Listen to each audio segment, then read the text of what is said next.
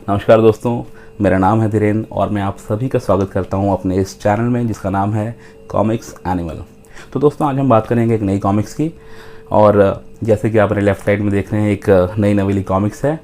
जी हाँ, ये कॉमिक्स है संजय गुप्ता द्वारा प्रकाशित भेड़िया सुपर हीरो की जो शुद्धिकरण सीरीज़ है, शुद्धिकरण श्रृंखला का ये पहला भाग है और इसका नाम है दोषपूर्ण। दोस्तों, ये जो हमारे सुपर हीरोज़ होते हैं, आपने नोटिस किया होगा कि उनमें गजब का आत्मविश्वास होता है और इस आत्मविश्वास का एक आधार होता है। ये आधार उनके व्यक्तित्व में एक स्थिरता लाता है, एक दृढ़ता लाता है और इसी के बूते वो उनके जीवन में जो भी विषम परिस्थितियाँ आती हैं या फिर जो भी खलनायक होते हैं, उनसे भिड़ने की, उनसे लोहा लेने की उन्हें शक्ति प्रदान करता है। बट सोचिए, क्या हो अगर उन्हें पता चले कि उनके इस व्यक्तित्व का जो आधार है वही आधार दोषपूर्ण है। That very premise is flawed. सोच के देखिए, अब चाहे वो सुपर हीरो हो या फिर हम जैसे आम आदमी, विश्वास तो थोड़ा सा डगमगा ही जाता है और फिर राह भटकना भी तय है। और हमारे ये जो भेड़िया देवता हैं, इनके साथ भी कुछ ऐसा ही हुआ है इस कॉमिक्स में। और जो मेरा अनुभव रहा है इस कॉमिक्स को पढ़ने का, चलिए उस पर बात करते हैं जल्दी से और परत दर परत।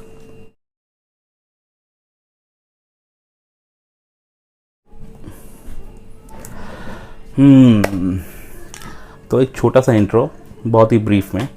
ये जो हमारे भेड़िया भाई साहब हैं, इनकी जो पिछली दो सीरीज़ थी, अमर प्रेम और उद्गम श्रृंखला, जो कि तकरीबन 2007 से 2010 के बीच में प्रकाशित हुई, उन्हें बहुत ही ज़्यादा पसंद किया गया। जितने भी पाठकगण थे जो रेगुलरली भेड़िया को फॉलो करते आए थे, उन्होंने बहुत ही ज़्यादा पसंद किया उसको। उसके बाद तकरीबन 2 साल बाद 2012 के आसपास 2 और कॉमिक्स आई। बट उसके बाद आप ये समझिए, मतलब सूर्य ग्रहण लग गया और वो बहुत लंबा भी खिंच गया। अब तकरीबन 10 साल बाद, इतने लंबे अंतराल के बाद, एक जो सीरीज़ थी शुद्धिकरण सीरीज़, जिसको उस टाइम पे कंसीव किया था संजय गुप्ता सर ने, बहुत डिले हो गई लेकिन फाइनली अब आई है। और ये जो शुद्धिकरण सीरीज़ है, इसका जो ये पहला भाग है दोषपूर्ण, उसको संजय गुप्ता जी ने, जो हमारे दिवंगत वरिष्ठ चित्रकार रह चुके हैं धीरज वर्मा जी, उनको समर्पित किया है एक श्रद्धांजलि स्वरूप। तो आई थिंक ये बहुत ही भावुक निर्णय रहा होगा उनके लिए और हम लोग भी काफ़ी जुड़े हुए थे उनसे, क्योंकि देखा जाए तो भेड़िया उनकी क्रिएशन थी। तो एक बहुत ही भावुक निर्णय और भावुक क्षण हम सभी लोगों के लिए कि एक अंतराल के बाद उनके बिना हम कोई एक उन्हीं की क्रिएशन को अब आगे जाते हुए देख रहे हैं। तो चलते हैं कॉमिक्स की थोड़ी रूपरेखा के बारे में बात कर ली जाए। दोस्तों, अब साइज़ देखिए इसका। आप एक नए दौर की शुरुआत हो चुकी है, क्योंकि मैंने नोटिस किया है कि लगभग जितनी भी नई कॉमिक्स आ रही हैं वो सारे बड़े साइज़ में आ रही हैं। और सिर्फ नई कॉमिक्स ही क्यों, आई थिंक आपने भी काफ़ी नोटिस किया होगा कि जो रीप्रिंट्स आ रहे हैं वो भी अब बड़े साइज़ में आ रहे हैं। नए दौर की शुरुआत है तो समझ लीजिए, मतलब अंतर्राष्ट्रीय स्तर पर यह टक्कर देने वाला मामला थोड़ा आगे बढ़ चुका है। और अगर आप इसका फ्रंट देखें तो बहुत ही गजब है। दोस्तों, मैं एक चीज़ बताना चाहता हूँ, ये जो टाइटल आप देख रहे हैं और ये जो लोगोस हैं और फिर ये जो एक नए किरदार की जो एंट्री हुई है यहाँ पर, इनमें अगर जो टच एंड फील है, अगर आप उस पर हाथ लगाएंगे तो जो इनकी प्रिंटिंग है उस पर ना एक उभार सा नज़र आता है। तो ऑल एंड ऑल ये बहुत ही प्रीमियम फील देता है आपको। इसका बैक भी काफ़ी इंटरेस्टिंग है, छोटा सा एक ब्रीफ दिया हुआ है अबाउट दिस कॉमिक्स। स्पाइन देख रहे हैं आप। और जैसा कि मैं अक्सर कहता हूँ कि नई कॉमिक्स का तो फीलिंग ही अलग होती है, तो वो सब चीज़ें इसमें संपूर्ण है। टाइटल की बात करें और जो टाइटल पेज है उसका जो आर्टवर्क आप देख रहे हैं, बिल्कुल ही एप्ट है। जब कभी आप इसे पढ़ने बैठेंगे तो आपको एहसास होगा कि जस्टिफाई करता है कहानी के नैरेटिव के हिसाब से। तो ये तो इसकी भारी रूपरेखा है। चलिए थोड़ा सा अंदर झांक के भी देख लिया जाए, क्या पता क्या मिल जाए।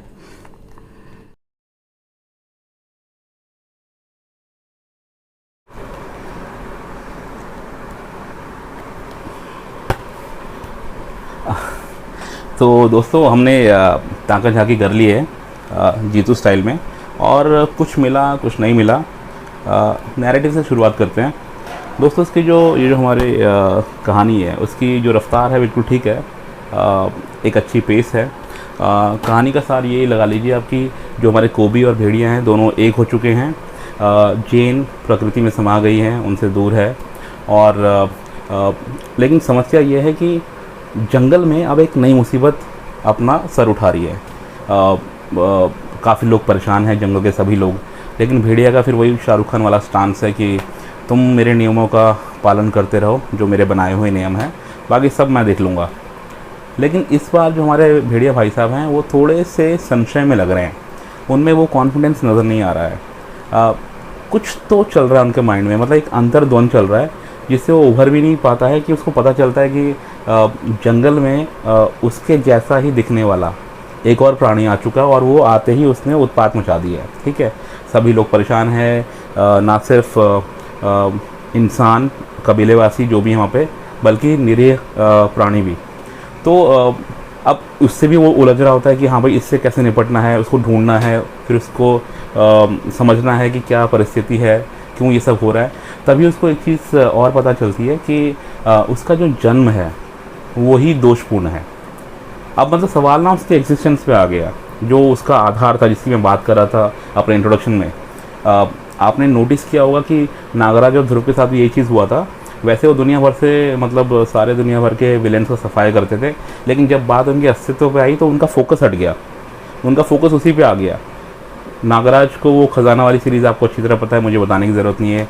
ध्रुव का वो खूनी खानदान वाला जो पूरा एपिसोड था, जो सागा था, वो आपको अच्छी तरह से पता ही है। तो यहाँ भी वही समस्या आ रही है। तो ये तो इसकी नैरेटिव वाली बात हो गई।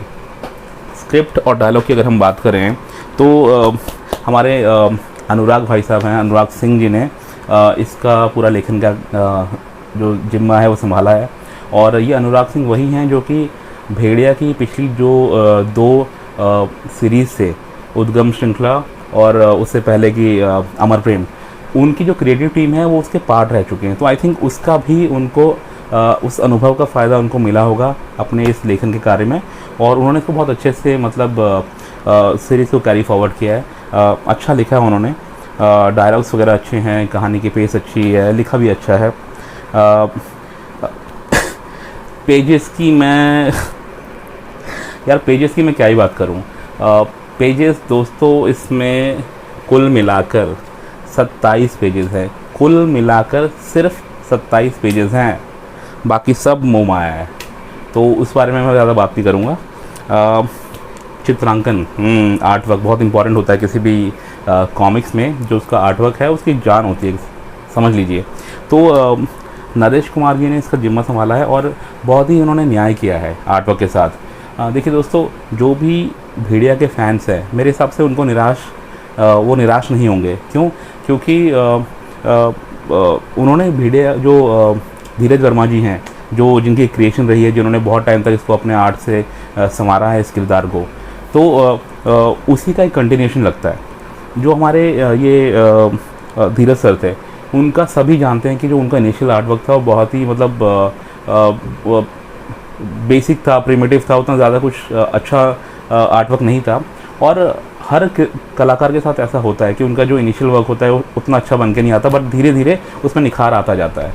और हमारे धीरज सर की एक विशेषता थी कि उनके जो एक एक पैनल होता है, जो एक एक आर्ट का पैनल होता था आर्ट वर्क का, उसकी कंपोजिशन ही डिफरेंट होती थी। मतलब आप नागराज, सुपर कमांडो ध्रुव, डोगा की कॉमिक्स उठा लीजिए और जो भेड़िया की आप कॉमिक्स उठाएंगे तो एक अलग ही फील होता था। जो माहौल वो सेट करते थे असम के जंगलों का और बाकी सब चीज़ों का, तो एक अलग ही अनुभूति होती थी उस टाइम पे।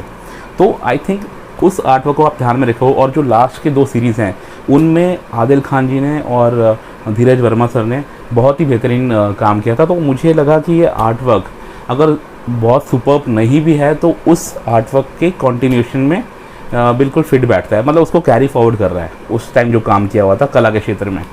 तो आर्ट वर्क से मैं खुश हूँ। मैं एग्जाम्पलरी आर्ट वर्क तो नहीं कहूँगा, लेकिन जिस तरह का आर्ट वर्क देखने के हम आदी हैं उन्हीं लाइन से बना हुआ आर्ट वर्क है।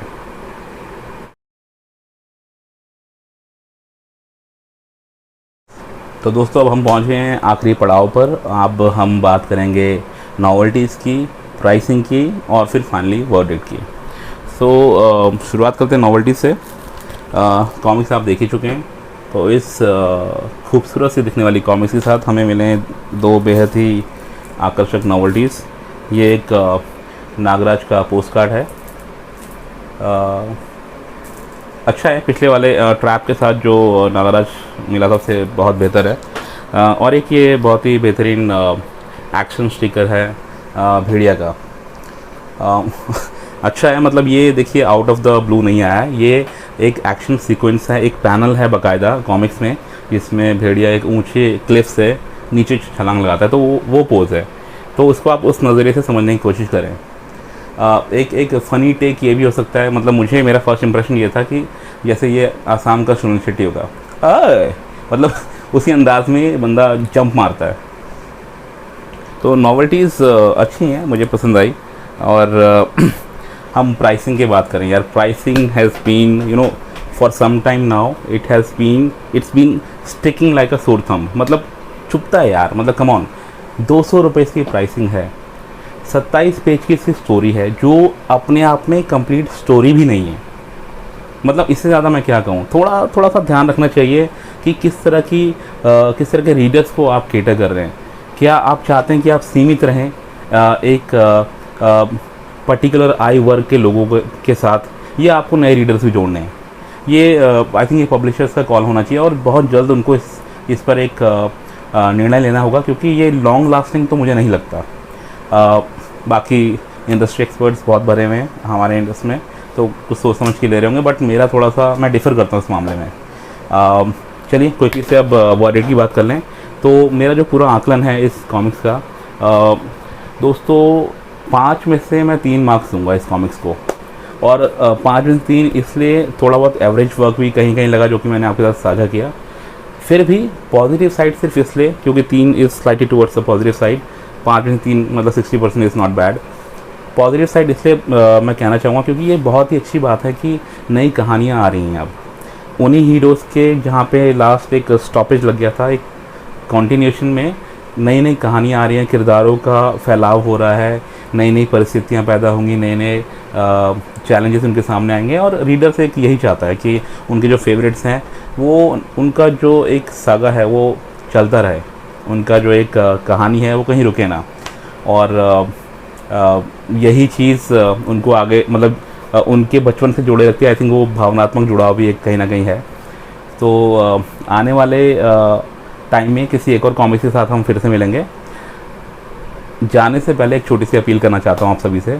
देखिए दोस्तों, अगर आपको मेरे बनाए हुए वीडियोस पसंद आते हैं तो please like, comment, share and subscribe, जो कि यूजुअल स्टफ़ है, जो कि बाकी लोग भी बोलते हैं, मैं भी बोलूँगा।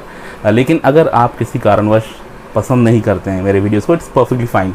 आप बस एक काम करिए, मेरी एक रिक्वेस्ट है, आप मेरे वीडियोस को कुछ ऐसे लोगों के साथ साझा करिए जो आपके सोशल सर्कल में हैं, जिनको कॉमिक्स या ग्राफिक नॉवेल्स में ज़रा सा भी इंटरेस्ट है। आप प्लीज़ उनके साथ ये शेयर कीजिए। आपके इस एक नेक जेस्चर से मैं अपनी सही ऑडियंस के साथ जुड़ जाऊंगा। बाकी आप सब समझदार हैं। मैं आपसे विदा लेता हूं। जल्दी मिलूंगा किसी और कॉमिक्स, किसी और किरदार के साथ, आपके साथ फिर हाजिर होऊंगा। Good bye.